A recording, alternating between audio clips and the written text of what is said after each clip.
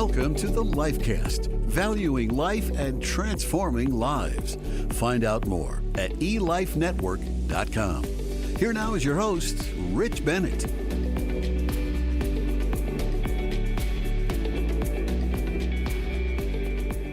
Well, welcome, friends, to this week's episode of the LifeCast, where every week we share real stories and important conversations that affirm life, inspire hope, and celebrate what God is doing through pregnancy centers like ours at Life Network. And coming up in the next segment, I'm going to be joined by Stephanie LaBouliere. She is a mom turned filmmaker and the writer and director of a powerful short film that I just watched recently called Dear Mommy. And I really found it moving, and I'm really looking forward to that conversation. But first, let's look at our 3 life-affirming things that you should know. Our weekly look at what's happening here in Colorado, at what's happening nationally, and a story of pro-life impact. Today, let's start with a major national story, one that shines a light on the truth that the abortion industry would rather hide.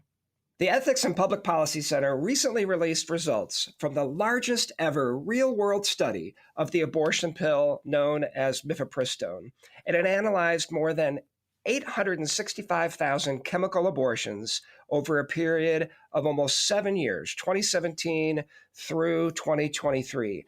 And folks, the findings are staggering. These researchers found that nearly 11%, 10.94% of women who took the abortion pill experienced serious and sometimes life-threatening complications. Complications like sepsis, infection, or hemorrhage, all within just the first 45 days of the procedure. What this means is this. Tragically, more than 1 in 10 women suffered serious harm after taking mifepristone at a rate that's nearly 22 times higher than what clinical trials and the drug's FDA-approved label have long claimed. Now think about that.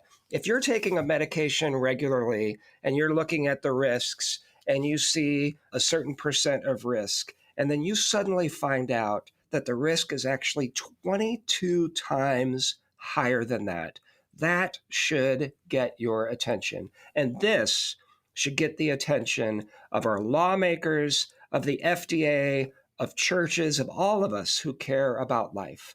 You know, for years, abortion pill manufacturer Danco Laboratories and the FDA have promoted the abortion pill as safe and effective. And we've even heard this notion that it's somehow safer than Tylenol. But the real world data, it tells a very different, tragic story.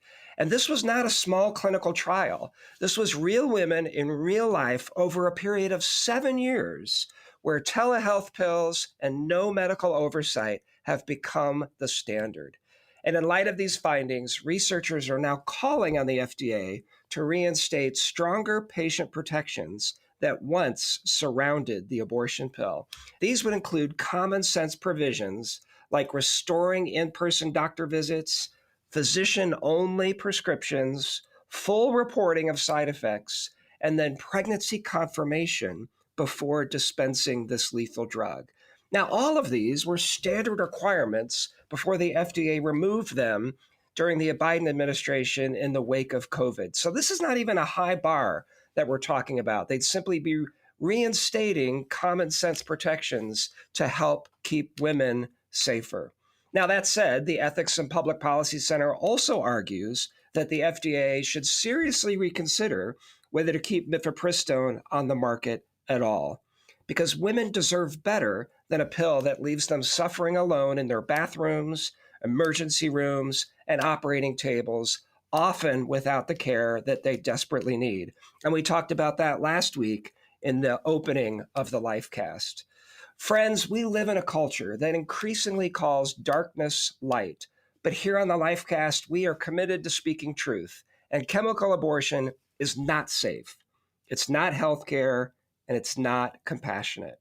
Real healthcare sees the woman, cares for that mom, and protects the woman and her child. And it's time we shine a better way forward. Next, As expected, unfortunately, Colorado Governor Jared Polis did indeed sign into law Senate Bill 25-183. And this happened just late last month. And this bill puts into law the use of Colorado taxpayer funds toward abortions through Medicaid funding. For over 50 years, Colorado has banned state tax dollars from funding abortion. But with the passage of Amendment 79 last fall, that long-standing protection was removed. And now, with this new law, taxpayers in Colorado are going to start footing the bill, which lawmakers estimate at $1.5 million in Medicaid abortions this year alone. And I've seen some estimates up over $6 million.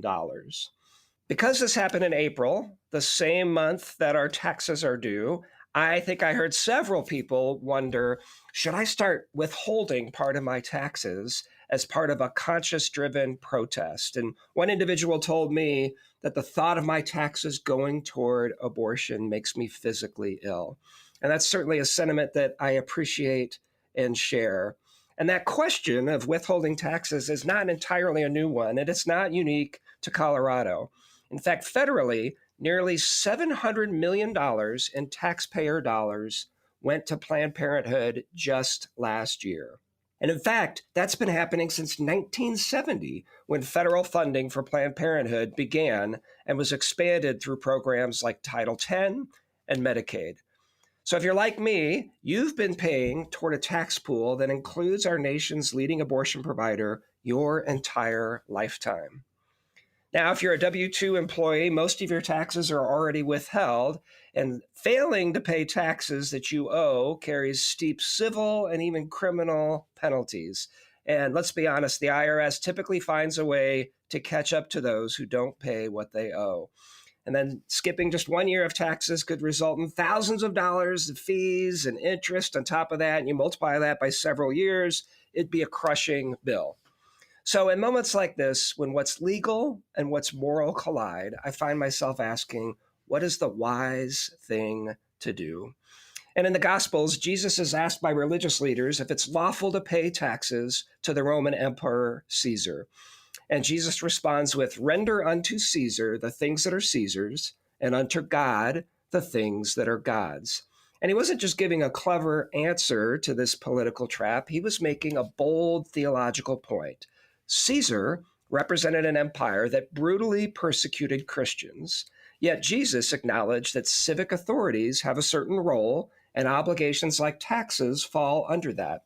But then here comes the deeper truth. Then unto God the things that are God's. And that's where the real power is, because while coins bear Caesar's image, we bear God's image. So the implication is, give Caesar his coin, but give your whole self, your heart, your worship, and your life to Jesus Christ. And at a time when we feel disheartened or powerless, it's worth remembering that our true citizenship is not in Colorado or even in America, it's in the kingdom of God. And that kingdom is built not with tax dollars, but with truth and love.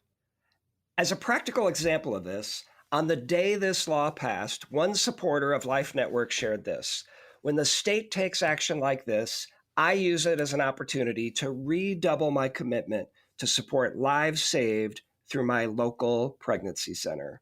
And amen to that. You know, speaking of the life-saving work that you help make possible, that brings us to this week's story of hope. And this one is a powerful reminder of God's providence and God's grace. Earlier this year, a young woman that we'll call Kaylee came to one of our centers for an early ultrasound. In fact, she was just 6 weeks pregnant at the time, and she's scared and uncertain. And after that first appointment, we lost contact with her. Well, unfortunately, weeks turned into months. And then just recently, Kaylee unexpectedly walked back through our doors, now well into her second trimester. And she shared that she still had an abortion scheduled for next week. But before that appointment, she wanted to have one more ultrasound. And it was clear God was giving us one more chance to walk with her, one more opportunity for her to see the life growing within her. So our nurse manager, Barbara, who will be our guest on next week's LifeCast, had the heavy task of performing this ultrasound. These appointments are some of the hardest we face. And all we can do is be faithful, serve her, and pray that hearts will be softened. And God answered those prayers. After seeing her baby again, Kaylee made the courageous choice for life. She called our team later that day to share her decision, and we began the process of getting her connected to our parenting program for ongoing support. Praise God. In a world that often feels so dark, this is a reminder that every prayer, every conversation, every ultrasound represents an opportunity to reveal the light of a life worth protecting. And we continue to pray for Kaylee. Please join us in that as she steps into motherhood. And we're trusting that the same God who brought us back to her months later will walk with her every step of the way. And speaking of the power of seeing life clearly, in just a moment, I'll be joined by Colorado filmmaker Stephanie LaBouliere, who has captured that same heart in a powerful new way. Her short film, Dear Mommy, offers a moving glimpse into the hidden beauty of life in the womb and the hope that can change a heart. Stay with us. You're listening to The Lifecast.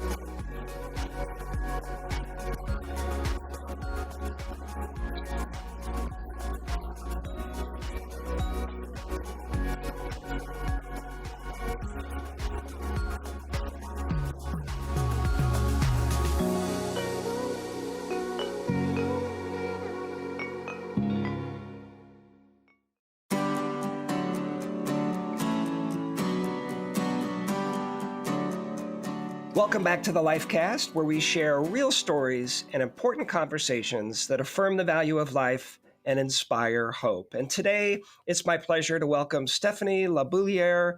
Stephanie has been married 18 years and is the mother of 4.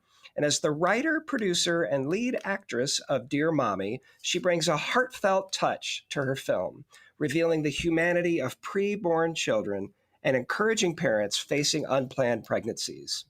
Driven by a desire to one day tell her children, "This is what I did to end abortion," Stephanie uses film to honor a mother's journey and affirm every child's worth. Stephanie, welcome to the Lifecast.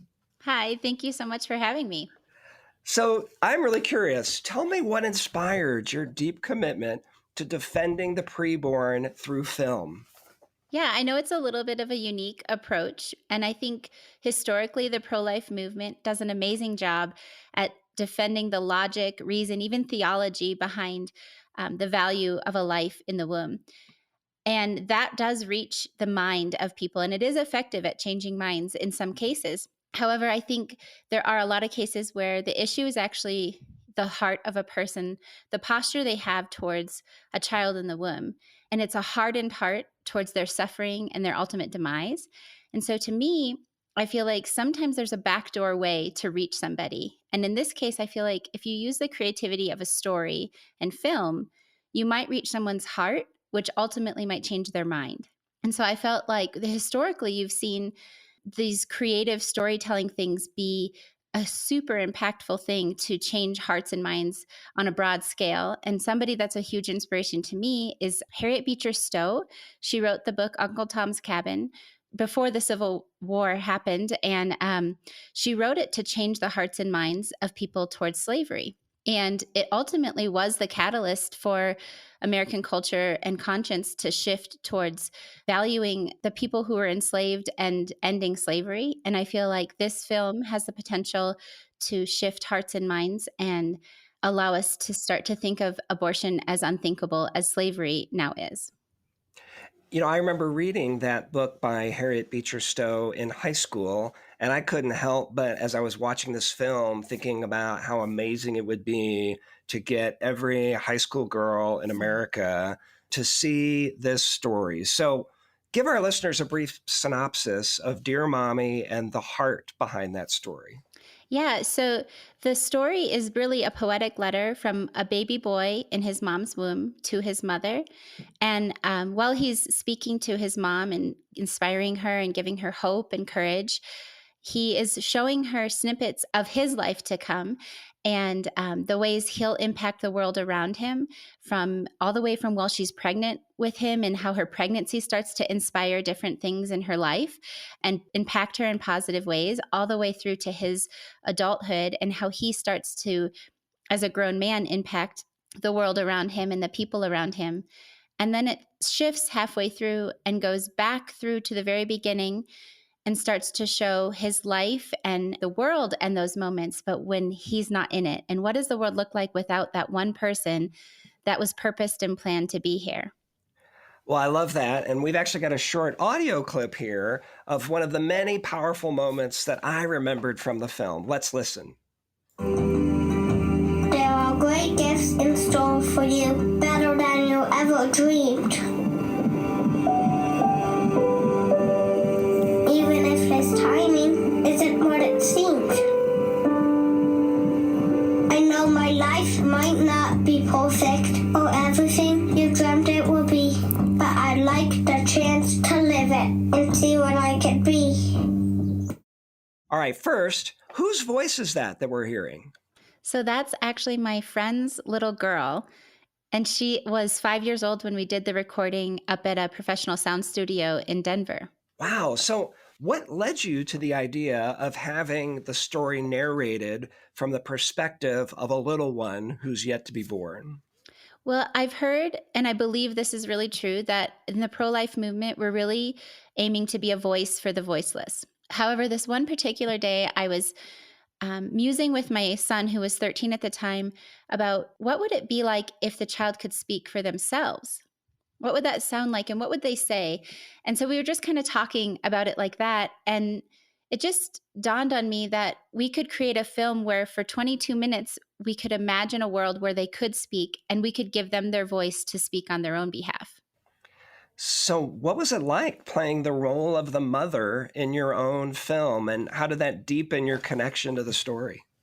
Well, I had felt from the very beginning that the Lord was really prompting me to portray the mother, as much as that felt very out of my comfort zone and out of my wheelhouse of any kind of expertise.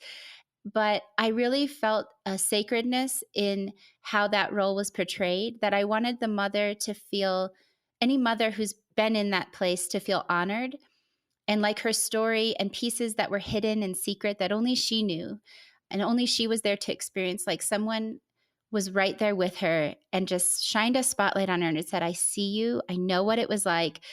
And being that I haven't personally been in that position, I really did ask the Lord a lot leading into portraying her, just to give me her actual emotions so that it didn't feel like a disingenuous acting portrayal of a mom, that it was actually, it felt like it was her watching herself.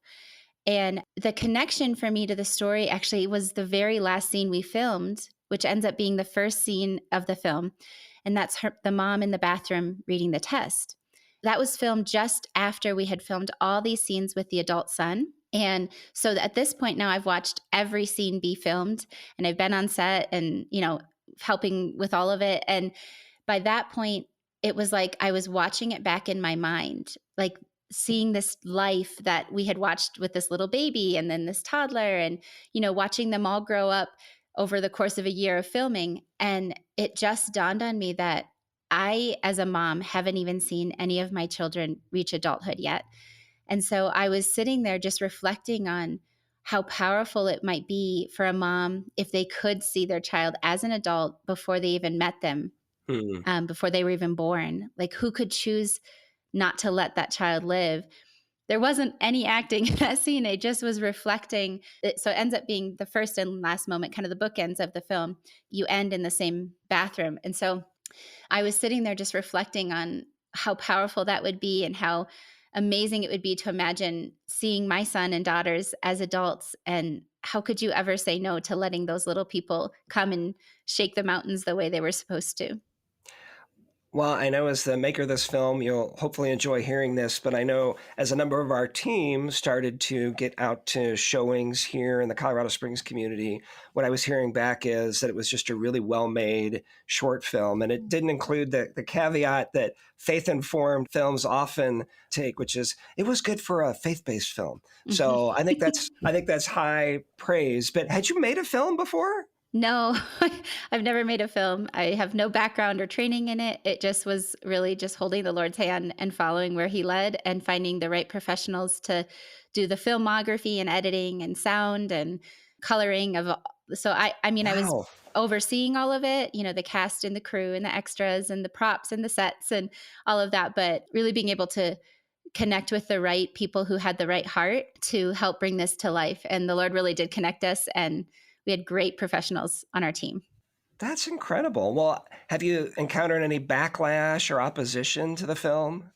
To be honest, we haven't encountered, major backlash of any kind, but some maybe negatively spun feedback. Very little of that. But the one thing I tend to run into is if someone is a pro-choice Christian, which to me is so antithesis of each other that you can't.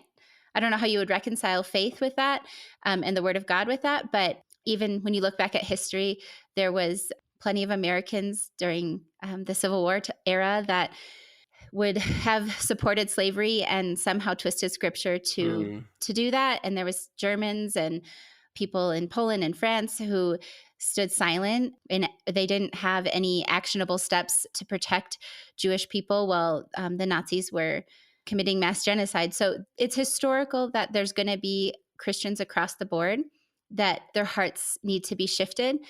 So I'm expectant of that. But the one feedback we have had that might fall in the category of a criticism is from fathers who feel a lack of representation of themselves in the storyline. And I totally understand that. And I hope to make many more films with lots of different angles. This is just the first and only one we have so far. The sequel can be Dear Daddy. Right, exactly. That's honestly the vision, is that we could continue to explore all the angles of how everybody gets impacted when there's a new life that nobody was planning for or expecting, and just inspiring people across the spectrum. But my thought in really highlighting the mother is that if you're triaging the situation or the issue of abortion, you really want to see who is making the appointment, walking into the appointment. Legally, there's really only women have the choice whether or not to have an abortion. A lot of times there's coercion and pressure. But ultimately, if we could inspire the one person who the weight of this decision rests on to choose life, then that's who we need to focus on right now. Yeah, no, I appreciate that. Well, and I know, seeing women and men come in, I think maybe it is surprising, maybe it's not, but the top response that we hear from men coming in is not a voice for abortion or a voice for life. It's actually no voice at all. In fact, the number one thing we hear from fathers is, I'll support her in whatever she decides. So I think, Dear Daddy needs to unpack the lie of the enemy behind that response, neutrality that culture has educated men into. I don't want to tell you how to make your next film, but no, you really, that is our heart, is we want to speak to every angle. And I would love to inspire a dad to kind of have more of a bold approach to, I'm going to support you with this child, and we're going to make it, and give him the courage he needs to step up and be the man that the child and the woman needs. And so I would love to do that. So that's right in the vein of what my heart is. Well, I'm sure you've gotten some personal stories and testimonies from women who have been touched by Dear Mommy. Tell us about that. Yeah, it's been just so beautiful, when you're kind of in the hidden space of creating the film and then to release it and get to see the heart and feedback of people, especially women who've been in this situation before. That was one of the things I prayed most for, is that they wouldn't feel judged or shamed in any way by the film, but that they would feel seen and valued and honored. And one of the women, I asked permission if I could share this, but she had come to our first premiere here in Colorado, and she just was invited by a friend and didn't know the storyline, didn't know anything about the film. And then the film starts playing and she just started weeping. And she's like, I was just crying the whole way through. It felt like my story was right before me on the screen. And I felt so seen and known and understood. And I was listening to her give this feedback at the event, and I'm trying to hold it together because I'm like, I prayed that exact thing verbatim for a year, that that's how they would experience this if they've walked through it. And we talked later, we met up, we've actually become really good friends. But she said that watching the film allowed her to heal in a way she didn't even know she still needed. She's the wife of a pastor of a local church, and she's had so much healing and redemption. But she said watching the film pulled something out of her that she didn't even know needed to leave, and that was still there. Wow. Well, that woman that you describe is one of, I think, well, best estimates are probably at least 10,000 people that have now seen this film. I see your YouTube views are knocking on the door of 7,000, and then you did a handful of screenings. Do you have a vision to reach even more people with the film that you've made? Yeah, I mean, you never know what seeing the film could do for one person that's on the cusp of a decision of life or death. And I think, a lot of people in the social media world, they'll say like, subscribe, share, and it's really for their own promotion. But for me, my heart is that this can just go as far and as wide as it possibly can, so it can get in front of those eyes and those hearts that need the inspiration, the encouragement, and the hope to choose life. And so I would love to see it just fly as far as it can, because it ups our chance of getting into that mom or dad in crisis, and just giving them the hope that they can do this and there's good things coming, and this life is worth it. Has there been any other feedback, or maybe I'm envisioning young people that they see the film and they want to take action that they hadn't previously considered? Anything like that you've heard? Yeah, actually, we went out to DC for the March for Life, and ended up sitting next to a guy who was also there for the March for Life. And I think he was in his 50s or 60s, maybe. And he saw we had these QR codes on signs. So he had scanned it in the lobby of the hotel the night before. And then we met at breakfast, and he had watched it. And he was just so emotional because he said his 16-year-old girlfriend had, when he was back in high school, had snuck away and had an abortion after they were planning to keep the baby. And it just was something he never forgot. And he thinks about that child. And so honestly, the thing that was most surprising, maybe unexpected and beautiful, was the responses of fathers who loved their children that they never met, and the ache they had to see them in heaven someday, and the longing for them to be here with them, experiencing life. We had one gentleman who commented on the film, and he said he's 74 years old, and his first wife had an abortion secretly, and he thinks about that child and what grandchildren he might have and the life that child might have lived. And so the ripple effects of an abortion go so far, but it's so precious to hear these men who loved their children. Yeah. Yeah. I know in my role, I have been privileged to hear the stories of women and men alike. And I think it surprised me at first, although it shouldn't, that there are so many men that have that ache that you describe of, maybe they were involved in the decision, or even, were pushed their girlfriend at the time toward that decision, or maybe they had no involvement and they still feel this guilt and this absence. And so it sounds like you're hearing that back in response to the film. Yeah, absolutely. So I know a big part of your mission is helping women connect with other resources, including pro-life pregnancy centers. How is Dear Mommy helping make that happen? Yeah, my vision is that it can become a bridge for mothers who are in these situations, or families in these situations, that they watch the film, maybe they go to the website from there, just kind of wanting to learn more. And our website has national databases for pregnancy resource centers, so that wherever you are, you can get connected, because that is actually something I've heard from a lot of women who had been in these situations, like the one I met at the film premiere. she knew about Planned Parenthood, but she didn't know there was anything out there as an alternative that would take care of her if she chose to keep the baby or chose to at least carry the baby to full term. And so I know in the Christian world, we know, I mean, at least I have my whole life about these pregnancy resource centers, but I don't know that they're as widely known about in the secular realm. And so if this could reach that secular realm and then become the bridge to what's available, that can mean the difference. That support and that just practical financial or medical support could mean the difference of her being able to say, I think I can do this. Yeah. Well, like I said at the start, and coming from a marketing background, I couldn't help but think after I was done watching it, like, gosh, how can we get this in front of teens and 20-something young women just to see this film and the way that you've told this film? And obviously, as somebody older than that and male, I still really enjoyed the film, but I just think it would be especially important that young women see the film. And so maybe you're a listener out there and you have an audience with young women, maybe you lead a youth group or something. Boy, I would really encourage you to check out the film. So Stephanie, how can listeners and churches get involved in supporting your mission and spreading the message of Dear Mommy? Yeah, I think that's so exciting. It's like we can all share this resource. It's really a free resource for whoever might need it. Like you said, young girls, youth groups.